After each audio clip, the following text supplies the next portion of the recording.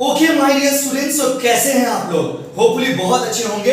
So let's proceed to the class को हम लोग स्टार्ट करते हैं और आज का हम लोग का टारगेट है इलास्टिसिटी को कंप्लीट करना है।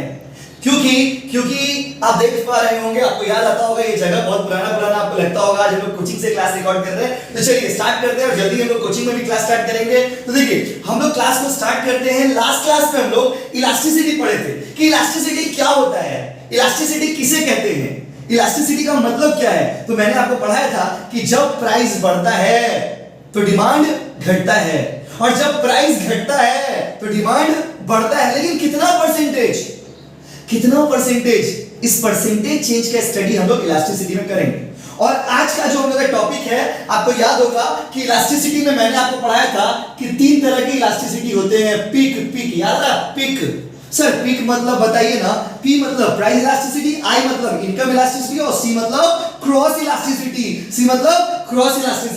अब देखिए स्टार्ट करते हैं हम लोग क्लास। आज का बहुत ही फ्री जगह में क्लास कर रहे हैं हम लोग, बहुत ही फ्री मूवमेंट है। चलिए सबसे पहले प्राइस इलास्टिसिटी। भाई प्राइस इलास्टिसिटी क्या होता है तो सुनिए, आज हम लोग का टारगेट है इस चैप्टर को खत्म करके छोड़ेंगे हम लोग। प्राइस इलास्टिसिटी क्या होता है, देखिए प्राइस इलास्टिसिटी का हम लोग बात करते हैं, सुनिएगा ध्यान से।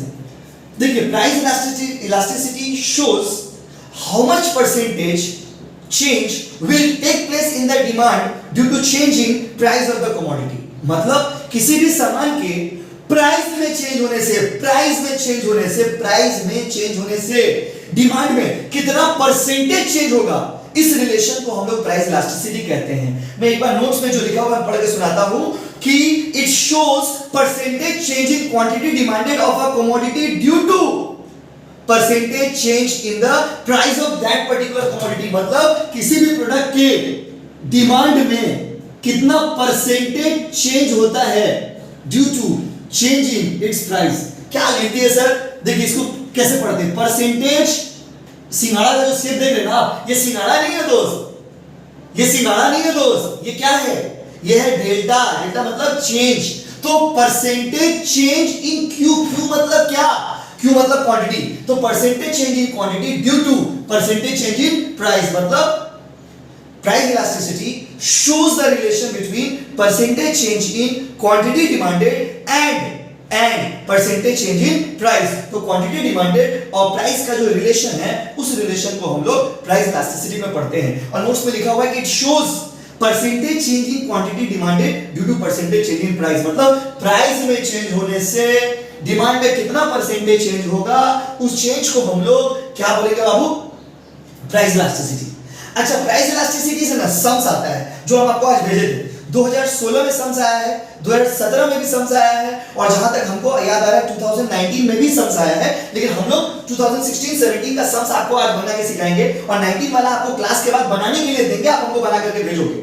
सम्स को आप फिलहाल के लिए कॉपी में लिख लेना, और जैसे ही हम लोग का क्लास स्टार्ट होगा कोचिंग सेंटर में, तो आपको जब कोचिंग का स्टडी मटेरियल मिलेगा उसके पीछे में आप उसको लिख लेना, ठीक है? चलिए स्टार्ट करते हैं टॉपिक को। प्राइस इलास्टिसिटी का सम्स हम लोग सीखेंगे। पहले सम्स बहुत दो बार बोले तो 2016 में भी सम्स आया, 2017 में भी सम्स आया, 2019 में भी सम्स आया, और 2021 में भी सम्स आएगा। तो चलिए स्टार्ट करते हैं। तो जैसा कि आप देख रहे हो, प्राइस इलास्टिसिटी का formula percentage change in quantity divided by percentage change in price. Sir मतलब देखिए क्या हो, मान लीजिए डिमांड 10% से बढ़ गया और प्राइस 5% से घट गया। डिमांड कितना परसेंट से बढ़ा? 10। प्राइस कितना परसेंट से घटा? 5। तो इलास्टिसिटी का वैल्यू क्या होगा? 2। तो क्या सर इतना इजी सम्स आएगा एग्जाम में? नहीं बाबू, वेस्ट बंगाल बोर्ड वाला लोग इतना आसान सम्स नहीं देता है। तो सम्स कैसा आएगा सर? सम्स देखिए कैसा आएगा। अच्छा, ये जो फॉर्मूला है ना, इसी का एक अल्टरनेट फॉर्मूला है जो आपको नोट्स में लिखा हुआ मिलेगा। सर अल्टरनेट फॉर्मूला मतलब इसकी या तो ये यूज करेंगे या तो कोई और यूज करेंगे। इसके अलावा जो एक फॉर्मूला है वो मैं यहां पे आपको लिख के दिखाता हूं। देखिए वो फॉर्मूला कुछ ऐसा है, del Q by Q into P by del P। Sir इसका मतलब बताइए ना, इतना अच्छा इंग्लिश में लिख दिए, del Q by Q into P by del P। Sir इसका मतलब मेरे नोट्स में लिखा हुआ, मैं यहां पे लिख के दिखाता हूं। देखिए del Q मतलब क्या? del का मतलब होता है डेल्टा मतलब चेंज, डेल्टा मतलब चेंज इन क्यू मतलब क्वांटिटी। तो यहां पे लिखते देखिए चेंज इन क्वांटिटी, मतलब क्वांटिटी में कितना चेंज हुआ, डिवाइडेड बाय क्यू मतलब क्या? Initial quantity. Sir initial quantity मतलब अरे भाई ओरिजिनल क्वांटिटी, क्वांटिटी पहले कितना था उसको क्यू से डिनोट करेंगे, और डेल क्यू मतलब क्वांटिटी में चेंज कितना हुआ ये। अच्छा उसके बाद पी का मतलब क्या है, यहां पे पी का मतलब है इनिशियल प्राइस, पहले प्राइस कितना था, और डेल पी का मतलब क्या sir, change in price, price में चेंज कितना हुआ। फॉर्मूला को ध्यान से सुनिए, नोट्स में भी लिखा हुआ देखिए, change in quantity original quantity, change in price original price. Initial quantity का मतलब होता है ओरिजिनल क्वांटिटी, चलिए हम यहां पे ये भी लिख दे रहे हैं, और इनिशियल प्राइस का मतलब होता है ओरिजिनल प्राइस। इलास्टिसिटी को कैलकुलेट करने का आपके एग्जाम में जैसा सम्स आता है उसको कैलकुलेट करने का फॉर्मूला ये वाला है। सर ये फॉर्मूला ऐसा कैसे निकल गया, जब आप फर्स्ट ईयर में आएंगे ना तो आपको ये पूरा फॉर्मूला ही निकाल के दिखाएंगे, बट अभी उतना दरकार नहीं, अभी आपको डायरेक्ट फॉर्मूला से सम सॉल्व करने की जरूरत है। तो ये फॉर्मूला है del Q by Q, del Q by Q into P by del P. Sir del Q का मतलब change in quantity, sir Q का मतलब ओरिजिनल क्वांटिटी, सर पी का मतलब ओरिजिनल प्राइस, सर ओरिजिनल का मतलब बताएंगे, रुक जाइए। डेल पी मतलब चेंज इन प्राइस, ये हम लोग का पूरा कॉन्सेप्ट हो गया, ये पूरा कॉन्सेप्ट हम यहां पे लिख दिए। अब इसके हिसाब से हम लोग सम्स को सॉल्व करना सीखेंगे। जो सम्स आपको हम 2016 वाला भेजे थे, 2016 ईयर में जो सम्स आया था, एग्जांपल 1 2016 वाला सम्स मैं पढ़ के सुनाता हूं। बोला है as the price of a commodity decreases from 8 to 4, बोला किसी सामान का दाम पहले किसी सामान का दाम था 8 और अब उसका दाम हो गया है 4। ठीक है, अच्छा बात है। पहले किसी सामान का दाम कितना था 8, अब कितना हो गया है 4, अच्छा बात है। बोला as the price of the commodity decreases from 8 to 4, मतलब पहले कितना था 8, अब कितना हो गया 4। तो बोला जब हम लोग the quantity demanded increases from 10 kg to 15 kg, मतलब जब दाम इसका 8 रुपया था तो हम लोग 10 किलो खरीदते थे। जब दाम कितना था बाबू 8, तो हम कितना किलो खरीदते थे 10, और अब जब दाम 8 से 4 हो गया है तो दाम घट रहा है ना, याद है लॉ ऑफ डिमांड में पढ़ाए थे, जब दाम घटता है तो डिमांड बढ़ता है, तो दाम इसका घट गया है, तो दाम घटा है तो डिमांड बढ़ा होगा। तो क्वेश्चन में बोला है कि अब डिमांड उसका हो गया 15 किलो, ये क्वेश्चन में बोला हुआ है। सर 8 4 10 15 कहां से लिख दिए भैया? अरे बाबू क्वेश्चन में देखो यार, क्वेश्चन में देखो क्या लिखा हुआ है। क्वेश्चन में लिखा हुआ है कि price of the commodity decreases from 8 to 4, बोला किसी सामान का दाम 8 से 4 हो गया, 8 से 4 हो गया, 8 से 4 हो गया। तो जब दाम उसका 8 था तो उसका डिमांड 10 था, 10 किलो था। जब दाम उसका 8 था तो डिमांड कितना किलो था बाबू 10 किलो, और जब उसका दाम 4 है तो डिमांड कितना किलो है 15। और क्वेश्चन में क्या बोला, calculate the magnitude of price elasticity. Question बोल रहा है, क्वेश्चन आपको बोल रहा है कि आप प्राइस इलास्टिसिटी निकाल के दिखाइए। क्या निकाल के दिखाइए? Price elasticity. क्वेश्चन आपको क्या निकालना है? Price elasticity. देखिए तो कैसे निकालेंगे, तो जब दाम 8 रुपया था तो हम लोग 10 किलो खरीदते थे, जब दाम 4 रुपया हो गया तो हमें कितना किलो खरीदे 15, ये क्वेश्चन में दिया हुआ है। अब इलास्टिसिटी कैसे निकालेंगे, देखिए फॉर्मूला देखते हैं, डेल क्यू मतलब change in quantity by Q मतलब original quantity into P by del P. इसका मतलब सुनिए, जब देखिए चेंज इन क्वांटिटी चेंज कितना हुआ, क्वांटिटी पहले कितना था 10, अब कितना हो गया 15, तो चेंज कितना हुआ 5 किलो, कितना किलो 5, डिवाइडेड बाय क्वांटिटी पहले कितना था 10, क्यू मतलब ओरिजिनल क्वांटिटी, देखिए ओरिजिनल क्वांटिटी तो पहले कितना था, इनिशियल क्वांटिटी पहले कितना था, इनटू पी मतलब ओरिजिनल प्राइस और इनिशियल प्राइस पहले कितना था 4 रुपया, डिवाइडेड बाय डेल पी मतलब चेंज इन प्राइस में चेंज कितना हुआ, सॉरी प्राइस पहले कितना था 8 रुपया, प्राइस पहले कितना था 8 और अब प्राइस कितना हो गया 4, लेकिन चेंज कितना हुआ प्राइस में 4 रुपया। तो देखिए 8 5 40 डिवाइडेड बाय 40 कितना आएगा 1। हम क्या बताना चाह रहे हैं, आप पूरा सवाल को ध्यान से सुनिए, आपको एग्जाम में क्वेश्चन देंगे इस तरह के सम्स आएंगे, ये फॉर्मूला आपको अप्लाई करना है। फॉर्मूला का मतलब पहले समझ लीजिए, डेल क्यू मतलब चेंज इन क्वांटिटी, क्यू मतलब इनिशियल क्वांटिटी और ओरिजिनल क्वांटिटी, पी मतलब इनिशियल प्राइस और ओरिजिनल प्राइस, डेल पी मतलब चेंज इन प्राइस। अच्छा फिर जाइए, क्वेश्चन में बोला है कि दाम 8 रुपया था तो 10 किलो खरीदते थे, दाम 4 रुपया था तो 15 किलो खरीदते थे, तब 4 रुपया हो गया तो 15 किलो खरीदने लग गए। जब 8 रुपया था मतलब पहले कितना था 8, खरीदते कितना थे 10, ओरिजिनल प्राइस कितना था 8, ओरिजिनल क्वांटिटी कितना था 10, अभी कितना हो गया था 4 और अभी क्वांटिटी कितना हो गया 15, मतलब पहले देखिए चेंज इन क्वांटिटी में चेंज कितना हुआ, पहले क्वांटिटी आप 10 खरीदते थे अब कितना खरीद रहे 15, तो चेंज कितना हुआ 5। पहले क्वांटिटी कितना था 10, उसके बाद पहले प्राइस कितना था 8 और प्राइस में अब कितना हो गया 8 से 4 हो गया, तो 4 रुपए चेंज हुआ। चेंज कितना हुआ, चेंज मतलब बदलाव कितना हुआ 4 8 5 40 10 चौका 40 40 40 कट गया, कितना बचा बाबू 1। तो ये हम लोग का इलास्टिसिटी का सम्स था, पहला सम्स जो आपको बना के देखा है 16 का। अब मान लीजिए हम इस सम्स का तो सॉल्यूशन आपका कॉपी में दिया ही हुआ है, अब हम इसको मिटा करके दूसरा सम्स बना करके आपको दिखाते हैं।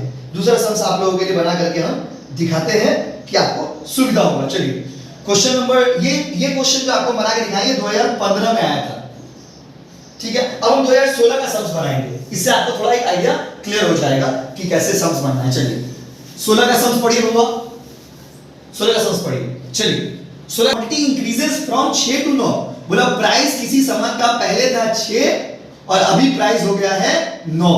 पहले P कितना था 6, अभी कितना हो गया 9। फिर क्वांटिटी, अच्छा बताइए जब दाम बढ़ेगा तो डिमांड घटा होगा, देखिएगा क्वेश्चन में भी वो रिलेशन आपको दिखाई देगा। Demand decreases from 10 kg to 5 kg, demand पहले कितना था 10, अब कितना हो गया 10 से कितना हो गया बताइए 5 किलो। अच्छा अब देखिए प्राइस पहले कितना था 6, अभी बढ़ के कितना हो गया 9, और क्वांटिटी पहले कितना था 10, अब कितना हो गया 5। चेंज कितना हुआ वो हम लोग निकालेंगे। चेंज कैसे निकलता है, चेंज मतलब कितना चेंजेस हुआ निकलता है। और याद रखिएगा इलास्टिसिटी जब भी हम लोग कैलकुलेट करते हैं ना, तो हम लोग साइन के बारे में सोचते ही नहीं है कि माइनस में आ रहा है कि प्लस में आ रहा है, क्योंकि इलास्टिसिटी का वैल्यू हमेशा एब्सोल्यूट वैल्यू लिया जाता है। एब्सोल्यूट वैल्यू मतलब साइन को इग्नोर करना है, इसलिए माइनस हो रहा प्लस में आएगा वो सब हमको देखना नहीं है। माइनस में भी आएगा तो प्लस वैल्यू में लेंगे, क्योंकि साइन जब भी आप इलास्टिसिटी कैलकुलेट करते हो तो इलास्टिसिटी का रूल है कि हमेशा हम लोग एब्सोल्यूट वैल्यू लेते हैं। एब्सोल्यूट वैल्यू मतलब जैसे मान लीजिए इलास्टिसिटी का आंसर आ गया -2, लेकिन हम लोग उसको -2 ना बोल के क्या बोलेंगे 2 बोलेंगे। क्यों, क्योंकि इलास्टिसिटी के केस में साइन को इग्नोर किया जाता है। साइन को क्या किया जाता है बाबू, इग्नोर। तो चलिए देखते हैं हम लोग। तो ये सवाल में बोला है कि दाम था पहले 6, अब दाम हो गया 9। पहले दाम कितना था 6, अब कितना हो गया 9। पहले डिमांड कितना था 10 किलो, अब कितना डिमांड है 5 किलो। बोल रहा है क्वेश्चन वाला आपको बोल रहा है कि भैया इलास्टिसिटी निकाल के दिखाइए। देख लीजिए इलास्टिसिटी निकाल के, फिर हम फॉर्मूला बैठा देंगे del q by q into p by del p। del q मतलब चेंज इन क्वांटिटी, मतलब जब दाम 6 रुपया था तो हम 10 किलो खरीदते थे, अब दाम जब 9 रुपया हो गया तो हम 5 किलो खरीद रहे, कम खरीद रहे, तो डिमांड तो कम हो गया, लेकिन डिमांड चेंज कितना हुआ बताइए ना, 10 से 5 मतलब चेंज कितना हुआ 5 बाय q। q मतलब ओरिजिनल क्वांटिटी, क्वांटिटी पहले कितना खरीदते थे 10 इनटू, तो फॉर्मूला याद करना पड़ेगा आपको। p p मतलब ओरिजिनल प्राइस, ओरिजिनल प्राइस मतलब पहले दाम कितना था 6, del p मतलब चेंज प्राइस में कितना हुआ देखिए वहां पे 3, तो 6 5 30 डिवाइडेड बाय 30 कितना है बाबू 1। अगर ये -1 आता ना, अगर ये -1 आता तो भी हम लोग क्या लेते 1 ही लेते। अगर ये -1 आता तो भी हम लोग कितना लेते 1 लेते, तो इसीलिए हम लोग क्या लिए 1, या क्योंकि इलास्टिसिटी में साइन इज ऑलवेज इग्नोर्ड। बात समझे ना, साइन को हमेशा हम लोग इग्नोर करते हैं क्योंकि हमेशा इलास्टिसिटी में एब्सोल्यूट वैल्यू लिया जाता है। आपके मन में सवाल एक ही होगा कि ये फॉर्मूला कैसे आ गया, ये फॉर्मूला कैसे निकलता है ना, ये आप लोगों का फर्स्ट ईयर का क्लास में ये स्टडी आपको कराया जाएगा। अभी आप लोगों के लेवल में आपको सिर्फ ये जानना है कि ये इलास्टिसिटी का फॉर्मूला होता है। चलिए धन्यवाद, आगे बढ़ते हैं। तो ये था हम लोग का आज का पहला टॉपिक कि इलास्टिसिटी क्या होता है, प्राइस इलास्टिसिटी क्या होता है, प्राइस इलास्टिसिटी का सम्स कैसे निकालेंगे। चलिए अब थोड़ा आगे बढ़ते हैं। आइए अब इलास्टिसिटी के टाइप्स पढ़ेंगे। अब इलास्टिसिटी के क्या पढ़ेंगे बाबू, टाइप्स। इलास्टिसिटी कितने टाइप के होते हैं वो हम लोग पढ़ना शुरू करेंगे। डायग्राम वायग्राम सब मेरा नोट्स में बनाया हुआ है, बस हम बना के देंगे क्योंकि 2 मार्क्स में इस चैप्टर से भी तो 2 मार्क्स के क्वेश्चन आएंगे। तो 2 मार्क्स में आपका एग्जाम में क्वेश्चन पूछेगा what is perfectly elastic demand, perfectly inelastic, ये सब पूछेगा। चलिए प्राइस इलास्टिसिटी कितने टाइप्स के होते हैं तो सुनिए। प्राइस इलास्टिसिटी 5 तरह के होते हैं। कितने तरह के बाबू 5। वो 5 तरह क्या क्या है नोट्स में देखिए। Perfectly elastic demand, perfectly inelastic demand, relatively elastic demand और इलास्टिक डिमांड उसको बोलते हैं। रिलेटिवली इनइलास्टिक डिमांड और इनइलास्टिक डिमांड उसको बोलते हैं यूनिटरी इलास्टिक डिमांड। मतलब ये 5 अलग-अलग कैटेगरी के इलास्टिसिटी, प्राइस इलास्टिसिटी होते हैं। अभी पांचों के बारे में एक करके हम लोग पढ़ेंगे, समझेंगे और डायग्राम पढ़ना। अच्छा एग्जाम में 2 मार्क्स का क्वेश्चन पूछेगा, एक्सप्लेन परफेक्टली इलास्टिक डिमांड। जैसे नोट्स में मैंने लिखा हो वैसे लिखेंगे, पहले उसका डेफिनेशन लिखेंगे, फिर उसका डायग्राम बनाएंगे, फिर उसका वैल्यू होता है, वो वैल्यू निकालना है हम लोग को। चलिए स्टार्ट करते हैं।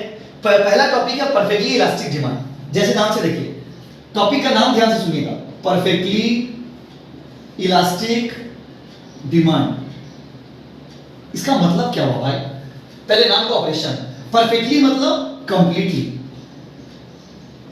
इलास्टिक मतलब चेंज, डिमांड मतलब जब किसी भी सामान के प्राइस में थोड़ा सा चेंज होने से, जब किसी भी सामान के प्राइस में थोड़ा सा चेंज होने से डिमांड में बहुत ज्यादा चेंज होता है, बहुत ज्यादा चेंज होता है। क्या बोले हम? आपको बोलना है मेरे साथ, कैसा चेंज होता है बताइए? बहुत ज्यादा चेंज होता है। कैसा चेंज बताइए? बहुत ज्यादा चेंज होता है। इसको बोलते हैं परफेक्टली इलास्टिक डिमांड। मतलब when a small change in price, when a small change in price brings the larger change, a drastic change in the quantity demanded of a commodity। जब किसी भी सामान के दाम में थोड़ा सा चेंज होने से डिमांड में बहुत बड़ा चेंज होता है, बहुत ज्यादा चेंज होता है। इसको क्या बोलते हैं? Perfectly elastic demand. मतलब नाम से देखिए, परफेक्टली मतलब कंप्लीटली, इलास्टिक मतलब चेंज, डिमांड मतलब जब किसी भी सामान के प्राइस में थोड़ा सा चेंज होने से डिमांड में बहुत ज्यादा चेंज होता है, बहुत ज्यादा चेंज होता है। इसको बोलते हैं परफेक्टली इलास्टिक डिमांड। समझ गए बाबू? ये हो गया perfectly elastic demand. Perfectly elastic demand का देखिए डेफिनेशन क्या लिखा हुआ नोट्स में हम लोग का, कि in this situation a very small change in price results in a larger change in the quantity demanded of a commodity। और इसका वैल्यू कितना होता है? तो इसका वैल्यू होता है इंफिनिटी। क्या होता है बाबू? इंफिनिटी। क्योंकि कितना चेंज होगा किसी को पता नहीं है। सिंस किसी को पता नहीं है कि कितना चेंज होगा, इसलिए इलास्टिसिटी ऑफ प्राइस का वैल्यू कितना होता है? इंफिनिटी। अच्छा, ये इंफिनिटी कैसे आया? ये भी आप लोगों को फर्स्ट ईयर का स्टडी में आपको सिखाया जाएगा कि ये वैल्यू इंफिनिटी कैसे निकलता है। यहां पर क्लास 12 में आपको बस डेफिनेशंस पढ़ना है, समझना है, डायग्राम बनाना है। आपको ये वैल्यू कैसे आया वो आप लोग के स्टडी सिलेबस में फर्स्ट ईयर में आपको जब आओगे तो सेम चैप्टर होगा इलास्टिसिटी, वहां पे आपको पढ़ाएंगे कि ये इंफिनिटी ही क्यों आया, या जीरो ही क्यों आया, या 1 से ज्यादा ही क्यों आया। बस यहां पे आपको क्या याद रखना है? पहले उसका डेफिनेशन, फिर क्या याद रखना है? इसका वैल्यू कितना होता है, फिर उसका डायग्राम और डायग्राम का शेप। चलिए, ये पहला पॉइंट था। तो परफेक्टली इलास्टिक डिमांड क्या है भैया? परफेक्टली इलास्टिक डिमांड का मतलब होता है जब किसी भी प्रोडक्ट के प्राइस में थोड़ा सा चेंज होने से डिमांड में बहुत ज्यादा चेंज होता है, बहुत ज्यादा चेंज होता है। इसको परफेक्टली इलास्टिक डिमांड कहते हैं। इसका वैल्यू होता है इंफिनिटी। क्या होता है बाबू? इंफिनिटी। उसके बाद इसका डायग्राम, इसका डायग्राम जो है कुछ इस तरह से होता है, x y 0। ठीक है, ये हो गया हम लोग का क्वांटिटी, ये हो गया हम लोग का प्राइस, ये हो गया इसका डायग्राम का सेट। 2 मार्क्स में पूछेगा ना तो आपको डेफिनेशन लिखना पड़ेगा, आपको उसका वैल्यू लिखना पड़ेगा, आपको उसका डायग्राम बनाना पड़ेगा और डायग्राम का नाम भी लिखना पड़ेगा जो हम लोग के नोट्स में दिया हुआ है। अच्छा, इस डायग्राम को हम लोग क्या बोलते हैं? Horizontal straight line. इसको बोलते हैं horizontal straight line. Horizontal straight line parallel to X axis. देखिए ये x के बराबर है ना, ये x के बराबर है, इसलिए इसको बोलते हैं horizontal straight line parallel to X axis. Horizontal straight line parallel to X axis. ठीक है बाबू, ये था हम लोग का परफेक्टली इलास्टिक डिमांड।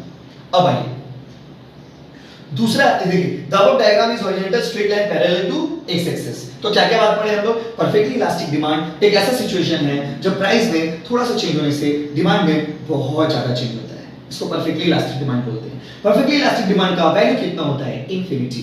क्यों होता है वो निकालेंगे हम फर्स्ट ईयर में। अच्छा, परफेक्टली इलास्टिक डिमांड का डायग्राम कैसा होता है? Horizontal straight line parallel to X axis. क्यों? तो इसका डिमांड कितना जाएगा किसी को पता नहीं, बढ़ेगा घटेगा, कितना बढ़ेगा कितना घटेगा किसी को पता नहीं, इसलिए इसको बोलते हैं horizontal straight line parallel to X axis. चलिए उसके बाद आ जाइए नेक्स्ट कैटेगरी में। परफेक्टली इलास्टिक के बाद हम लोग हैं परफेक्टली इनइलास्टिक। अब देखिए नाम से पता चल रहा, हम आपको पहला दिन पढ़ाए थे। इनइलास्टिक का मतलब होता है नॉट चेंज या नॉट चेंजिंग बोल सकते हो आप। Perfectly inelastic demand, perfectly inelastic demand मतलब प्राइस में कितना भी चेंज हुआ डिमांड में कोई फर्क नहीं पड़ेगा।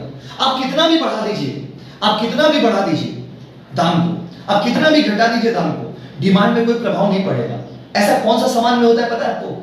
ऐसा होता है नेसेसरी गुड्स में। नेसेसरी गुड्स में मतलब एक बात बताइए, बीच बीच में आप सुने होंगे कि मान लीजिए चावल का दाम कितना भी बढ़ा दे सरकार, आदमी चावल तो खाएगा क्योंकि उसको चाहिए। हम आपको पहला दिन डिमांड में भी पढ़ाए थे कि जो इंसान का हैबिट है, जो इंसान का नेसेसिटी है, वहां पे प्राइस से कोई लेना देना नहीं है।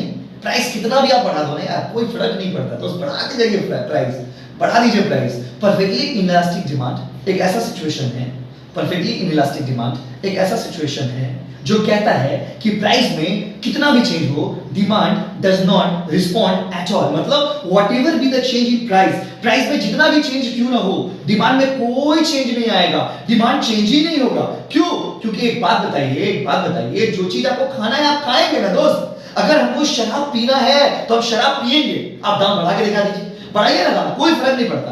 क्यों? क्योंकि वो परफेक्टली इनइलास्टिक डिमांड, मतलब डिमांड चेंज होगा ही नहीं। Whatever be the change in price, demand does not change at all, and this situation is known as perfectly inelastic demand. Price में आप कितना भी चेंज कर दीजिए, डिमांड में चेंज होने वाला नहीं है। इस सिचुएशन को बोलते हैं परफेक्टली इनइलास्टिक डिमांड। और इसका वैल्यू कितना होता है? इसका वैल्यू होता है 0। सर ऐसा क्यों होता है? अरे भाई ये 0 निकालना आपको फर्स्ट ईयर में सिखाएंगे, नहीं तो फिर फर्स्ट ईयर में क्या पढ़ाएंगे? क्योंकि आपको सिर्फ इसका वैल्यू जानना है। परफेक्टली इनइलास्टिक डिमांड एक ऐसा डिमांड होता है जहां पे प्राइस में कितना भी चेंज हो, डिमांड में कोई चेंज नहीं होता है। और ऐसा होता है रोटी कपड़ा मकान के केस में। और इसका वैल्यू कितना होता है? 0। सर इसका शेप बता दीजिए। उसका उल्टा, सर उसका उल्टा शेप कैसा होता है? उसका उल्टा ऐसा होता है। इसको बोलते हैं वर्टिकल स्ट्रेट लाइन, इसको बोलते हैं वर्टिकल स्ट्रेट लाइन। आप देखिए नोट्स में क्या लिखा हुआ है। In this situation, quantity demanded does not change in the respective of changing price.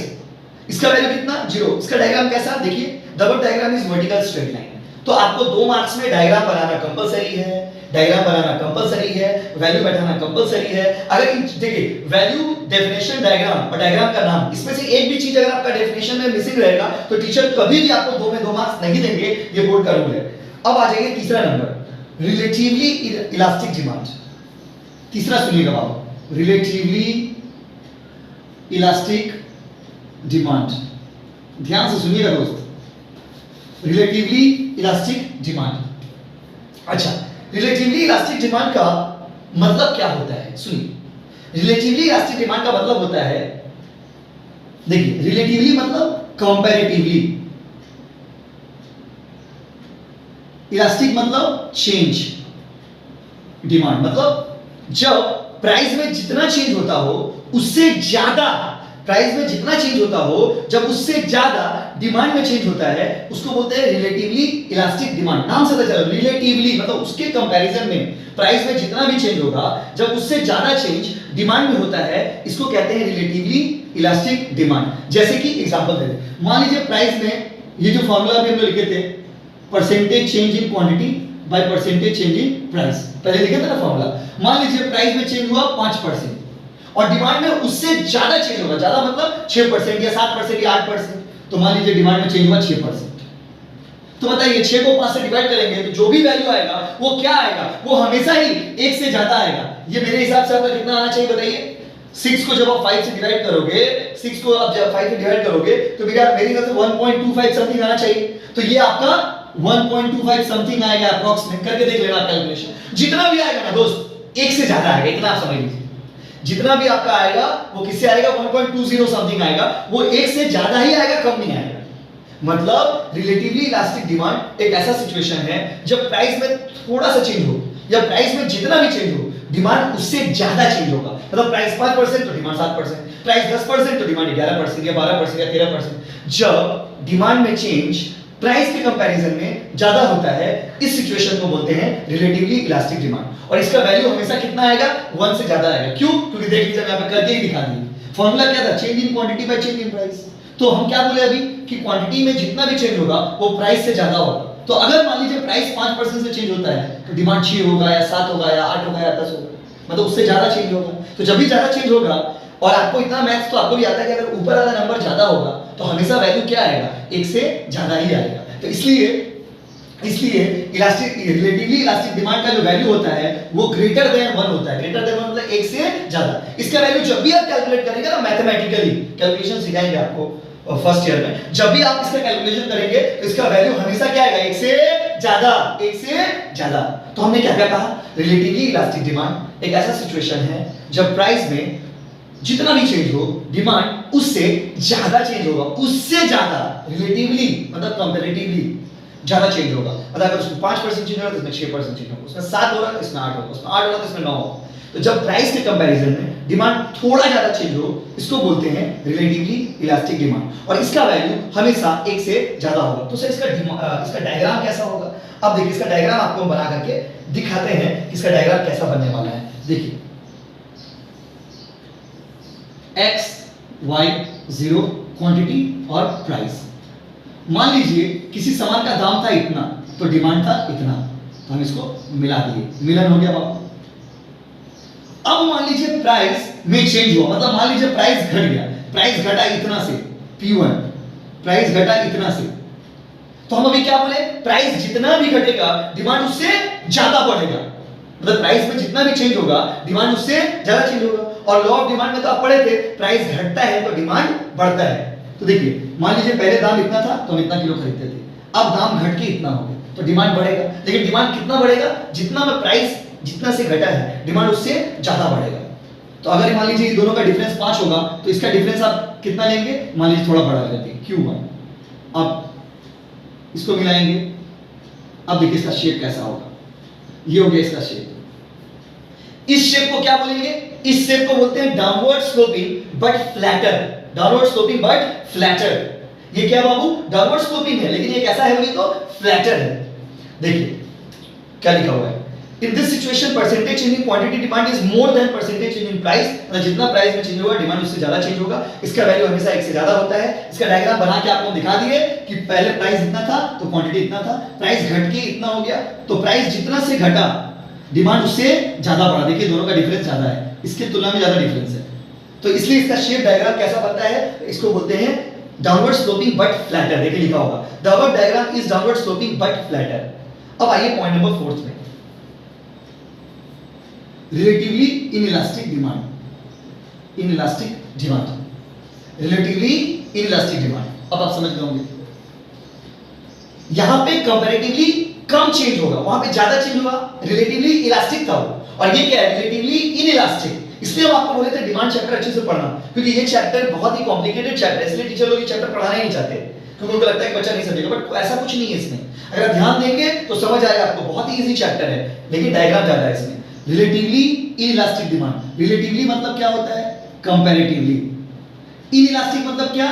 Change कम होगा या नहीं होगा, मतलब ये एक ऐसा सिचुएशन है, ये एक ऐसा सिचुएशन है जहां पर प्राइस में जितना चेंज होता है डिमांड में उससे कम चेंज होता है, कम। आप मेरा लैंग्वेज को ना ध्यान से सुनिएगा, अगर एक बार नहीं समझेगा तो वीडियो को फॉरवर्ड बैकवर्ड करके देखिएगा, क्योंकि हम लोग जूम बैक से क्लास नहीं कर रहे कि टॉपिक आपका दिमाग से उड़ जाएगा, यहाँ पे आपके पास वीडियो हमेशा ही रह जाएगा, तो आप बार बार देखना, और उसके बाद भी नहीं समझेगा तो हमसे पूछना। तो रिलेटिवली इनइलास्टिक डिमांड क्या होता है? तो रिलेटिवली इनइलास्टिक डिमांड एक ऐसा सिचुएशन है जहां पर प्राइस में जितना भी चेंज होता है डिमांड में उससे कम चेंज होता है। सर कैसे? देखिए मतलब क्या बोले हम, अगर मान लीजिए प्राइस में 5% चेंज हुआ तो डिमांड में उससे कम होगा, 4.5 हो या 4 हो, मतलब उससे कम होगा, तो उससे कम मान लीजिए 4% चेंज होगा, तो अब इतना मैथ्स तो आपको भी आता है, अगर ऊपर वाला नंबर छोटा होगा और नीचे वाला नंबर बड़ा होगा तो वैल्यू जितना भी आएगा वो पॉइंट में आएगा, मतलब 1 से कम आएगा, जो भी वैल्यू इसका आएगा वो 1 से क्या आएगा बाबू? कम, लेस देन 1। इसलिए रिलेटिवली इनइलास्टिक डिमांड का वैल्यू जो होता है वो 1 से कम। जब भी आप कैलकुलेशन करेंगे ना तो 1 से हमेशा क्या आएगा? कम, क्योंकि इसका ऊपर वाला नंबर क्या होगा? कम, डिमांड में चेंज होगा कम और प्राइस में चेंज होगा ज्यादा। तो ये क्या कहता है? रिलेटिवली इनइलास्टिक डिमांड एक ऐसा सिचुएशन है जो कहता है कि प्राइस में जितना भी चेंज होगा डिमांड में उससे कम चेंज होगा, और इसलिए इसका वैल्यू क्या होगा? Less than 1। तो सर इसका डायग्राम क्या होगा? देखिए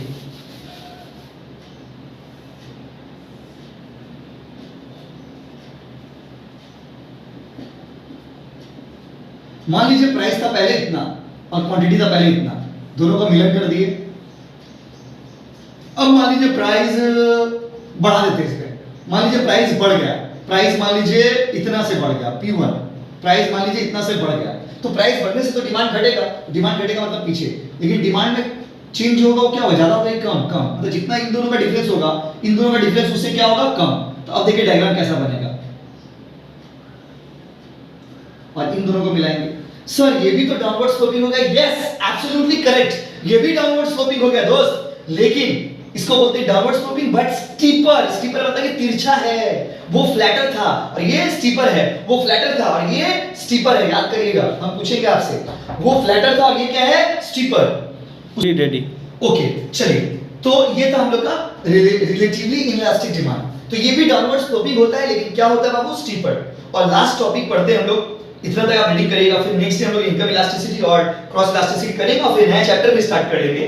तो जो unitary elastic demand, unitary elastic demand का मतलब क्या होता है, तो देखिए अगला क्या है, अगला है हम लोग का यूनिटरी इलास्टिक डिमांड।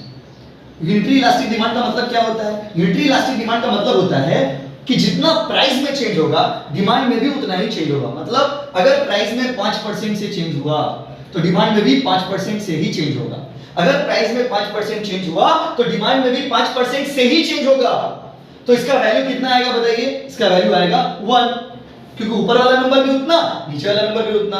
अच्छा तो इसका डायग्राम कैसा बनेगा, सुनिए ध्यान से देखिएगा, x y 0, मान लीजिए प्राइस इतना था तो क्वांटिटी इतना था,